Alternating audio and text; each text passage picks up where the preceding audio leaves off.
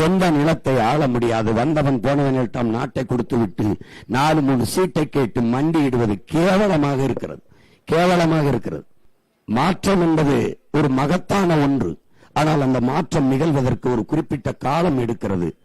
ஆனால் அந்த காலம் வரை பொறுமையாக இருக்க மக்களுக்கு இயலவில்லை. அதனால் இருப்பதை சகித்துக் கொண்டு வாழ பழகிக் கொண்டார்கள் என்கிறார். அப்படித்தான் என் மக்கள் சகித்து பொறுத்துக் கொள்கிறார்கள். இவன் 1000 கொடுத்தான் ஓட்டுக்கு, இவன் 2000 கொடுத்தான். அப்ப என்ன செய்யலாம்? 5 ஓட்டுக்கு 2000 கொடுத்தவனுக்கு 3 ஓட்டு, 1000 கொடுத்தவனுக்கு 2 ஓட்டு என்று. இதை என் அன்பு சொந்தங்கள் சிந்திக்க வேண்டாமா? நோட்டை வாங்கிக் கொண்டு நாம் ஓட்டை விற்கிறோம், அவன் இந்த ஓட்டை வாங்கிக் கொண்டு நாட்டை விற்கிறான் என்பதை என் அன்பு சொந்தங்கள், என் அருமை உடன் பிறந்தார்கள் சிந்திக்க வேண்டாமா? என்றைக்காவது ஒரு நாள் நீங்கள் உங்களுக்கு நீங்களே கேள்வி எழுப்பி பார்த்ததுண்டா? இலவசம் இலவசம் என்று சொல்கிறார்களே, அந்த சொல் இனிதானது என்று நீங்கள் என்ன வேண்டாமா? நான் கையேந்தினால் நீங்கள் எல்லோரும் என்ன செய்வீர்கள்? சீமான் பிச்சை எடுக்கிறான் என்பீர்கள். நாம் எல்லோரும் சேர்ந்து கையேந்தினால் அது பிச்சை இல்லாமல் எப்படி இலவசமானது? தன் நாட்டு குடிகளை பிச்சை எடுக்கிற நிலைமையில் எதுவொன்றுக்கும் கையேந்திர நிலைமையில் வைப்பதான் நல்ல ஆட்சி முறை என்று நீங்கள் நம்புகிறீர்களா, கருதுகிறீர்களா?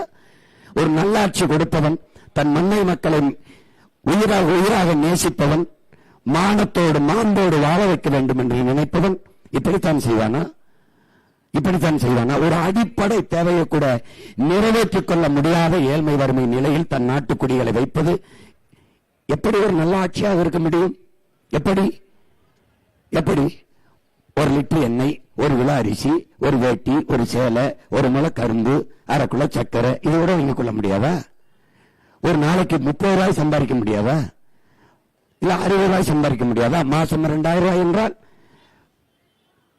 ஒரு நாளைக்கு 60 ரூபாய் ஈட்டிக் கொள்ள முடியாதா? எத்தனை நாளைக்கு கொடுப்பீர்கள்? எவ்வளவு காலத்துக்கு கொடுப்பீர்கள்? எத்தனை ஆண்டுக்கு கொடுப்பீர்கள்? நீங்கள் கொடுக்கிறீர்கள், எங்களுக்கு இலவசம்.